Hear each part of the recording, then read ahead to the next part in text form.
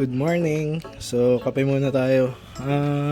Well, actually, ang plan ko gawin this weekend ay i-detail itong roof, yung headliner no, sa loob ng ating Hyundai Ion. Kung mapapansin nyo, medyo madumi na siya.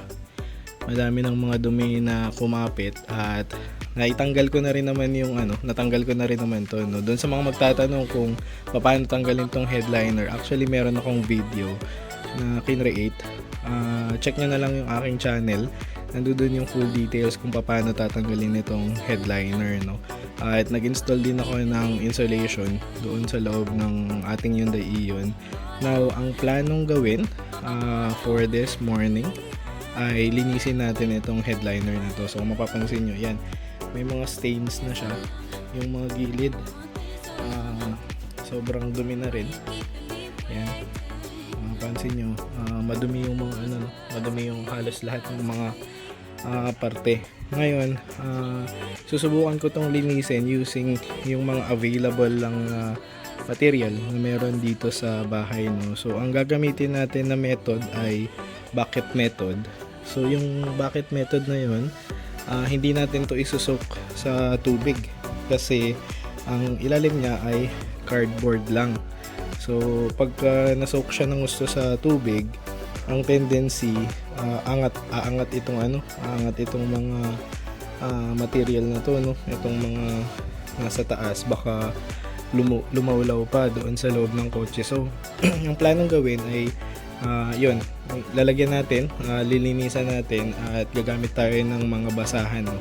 At ilulubog natin doon sa bucket para malinis siya. So portion by portion natin uunti-untiin itong itong headliner na to, and let's see kung gagana, kung ano man yung solution na gagamitin ko. Yung solution na gagamitin natin, mga matatagpuan nyo lang sa bahay actually. Tingnan natin kung uubra, kung hindi man din, try tayo gumamit ng mga all-purpose cleaner.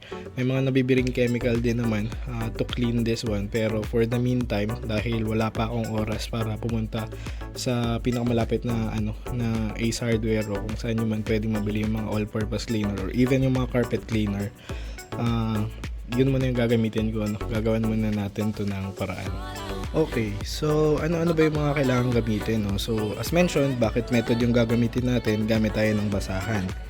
After nung basahan, other than that, gamit din tayo ng mga brushes no? So may mga brush, may detailing brush akong meron ako ditong detailing brush, meron ako nitong brush na to, pero titignan ko kung pwede siyang gamitin, gawa ng may mga himulmul kasi to. So baka matanggal niya yung mga himulmul, kaya ito yung isang option kasi mas malambot yung bristles nito. So other than that, gagamit din tayo nitong microfiber towel para masipsip yung tubig, and then of course gamit tayo nitong bucket. Yan. After ng bucket, gagamit din tayo ng soapy water, pero hindi natin direct ilalagay dito sa headliner no. Natin siya, isusok natin doon sa mga basahan na gagamitin natin no. So other than itong basahan na to, ito yung pantuyo ko. So ito yung basahang pang-apply. So mga gamit na basahan lang yan dyan. Tapos gagawa ka ng solution para mixture para magamit natin doon sa paglilinis nito.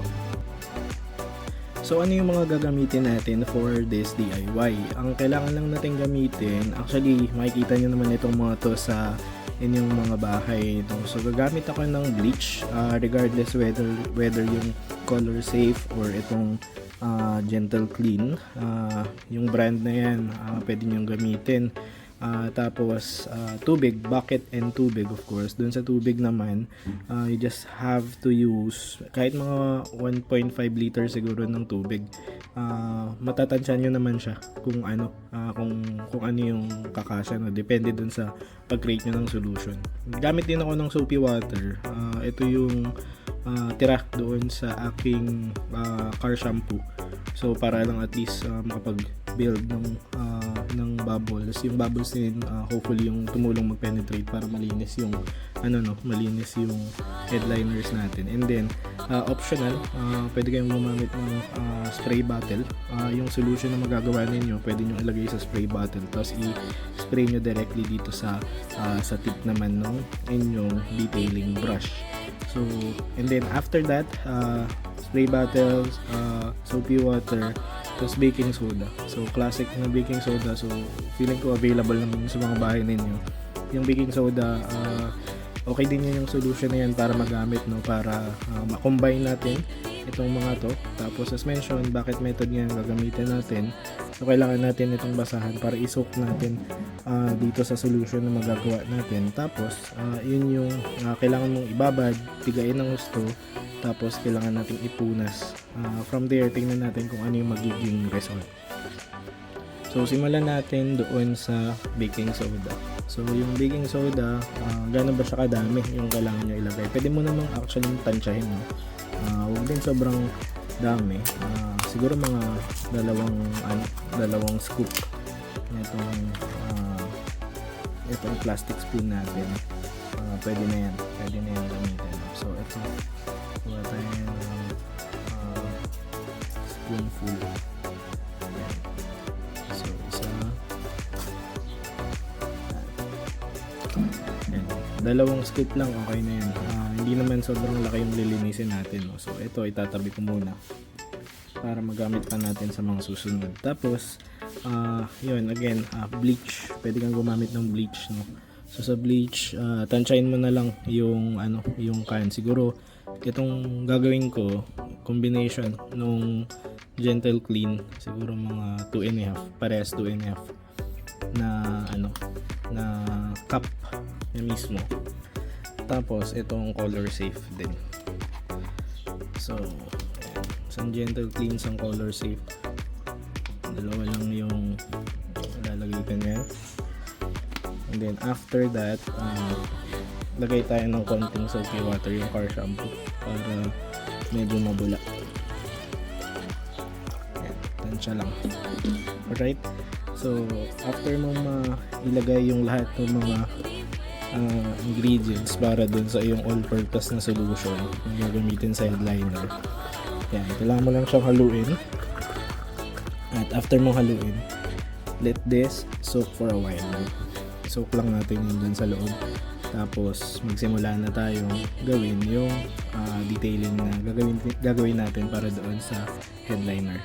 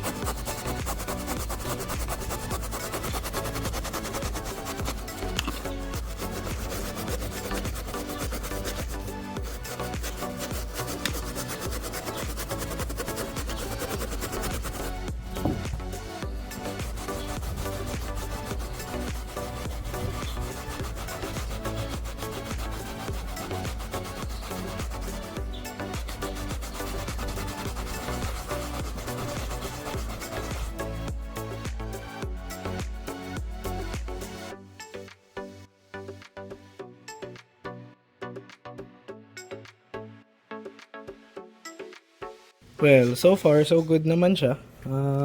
Kung mapapansin nyo dito, ayan, tingnan natin yung kaliwat kanan, no? Doon sa kaliwa, actually, nalinis ko na yan, initial. Tapos doon sa kanan, ito yung maduming part, no? So kung mapapansin nyo, itong buong part na to, simula dyan hanggang dyan, malinis na. So gumagana naman yung solution na ginawa natin. Gumagamit lang ako ng brush doon sa mga ibang area na na talagang may mga heavy na stain para at least ma-agitate yung yung dumi.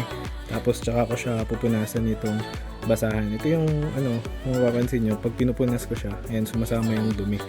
So kaya na mention ko, hindi natin siya sinusoak sa tubig kasi nga maaangat yung pinaka fabric.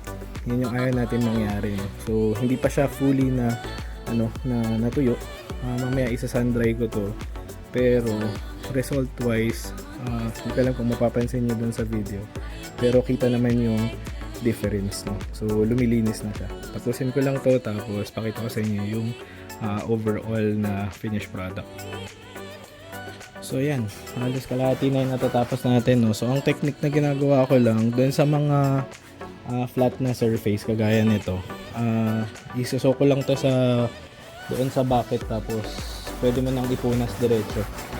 Maraming beses mo lang kailangan pabalik-balikan, especially pagka may mga portion na malalalim yung dumi. Pero pagka sobrang malalim naman yung dumi, ito naman yung ginagamit ko, no? Like, itong mga siksikan for example. So susok ko lang to, tapos binabrush lang natin para makuha talaga ng gusto yung mga dumi. So papaangatin lang natin yung dumi. Ayan, kunyari ganito. Ayan.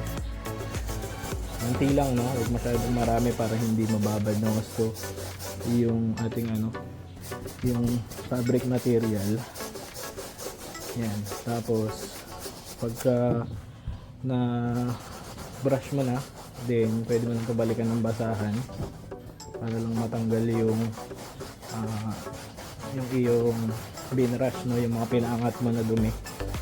Yan, yung mga pinaangat mo na dumi, babalikan mo lang para makuha lang yung mga corner na part. Actually, ganun lang yung technique, no? Paulit-ulit mo lang siyang gagawin para at least makuha mo yung tamang yung tamang linis na gugustuhin mo. So far, ito yung aking progress kung mapapansin niyo.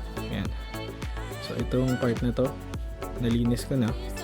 Yan, dito na lang ako sa part na yan. Tapos yun yung maduming area. So ang laki ng difference, di ba?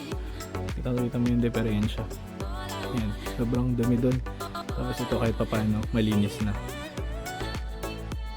Alright, halfway through. So kung mapapansin nyo, ito yung before. Yan, ito yung itsura niya. Tapos yan naman yung after, no? So yung natapos na natin. Mas lulutang pa yung kulay niyan pagka natuyo. So ito, mas malinis na di hamak compared to this one.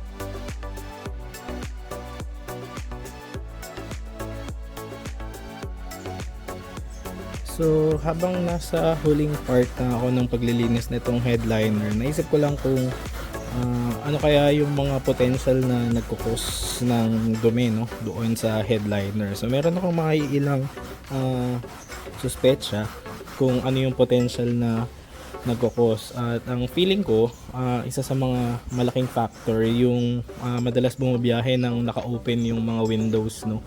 So alam naman natin na na sobrang pollution especially sa metro, no. So may mga chances na pagka madalas nakabukas yung iyong car window, yun, malaking factor yun kaya pumapasok yung mga alikabok. At of course, dahil yung material nito ay fabric, dumidikit dito yung mga dumi. So itong sa Hyundai Ion namin ay 10 years na, actually ito 10 years na itong sasakyan na to, at ngayon lang siya na detail, no? Ngayon lang na detail itong bubong. So other than yung pollution sa labas at laging naka-open yung window pagka bumabiyahe, I think isa din sa mga factor ay yung maduming interior. Of course, no, kung hindi ka madalas din naglilinis, nagba-vacuum, etc. So yung mga dirt, yung mga dust na naiipon doon sa loob ng cabin, malamang isa din yan sa mga factor na nagko-contribute kaya mabilis dumudumi itong headliner mo. So other than that, siguro naisip ko baka food din, no? Kung mahilig ka kumain ng pagkain sa loob ng kotse, syempre may impact din yung mga yun, no? Yung food na kinakain, ng feeling ko lang naman doon nagko-contribute din siya, hindi lang yung dumi sa loob ng headliner at even yung smell sa loob ng kotse, no? So yun yung mga feeling ko factor na nagkukos kaya mabilis dumudumi yung mga material doon sa loob ng sasakyan natin. If you have any other idea na potentially factor kaya dumudumi yung mga headliners o yung any upholstery na material sa loob ng sasakyan natin, feel free to comment out at baka makakuha din ako ng idea at least kahit paano ma-prevent natin yung iba doon sa mga potential na nagkukos. So tapusin ko lang muna ito lahat tapos pakita ko sa inyo yung finished product later. So sun dry lang muna natin, siguro mga 10 to 15 minutes.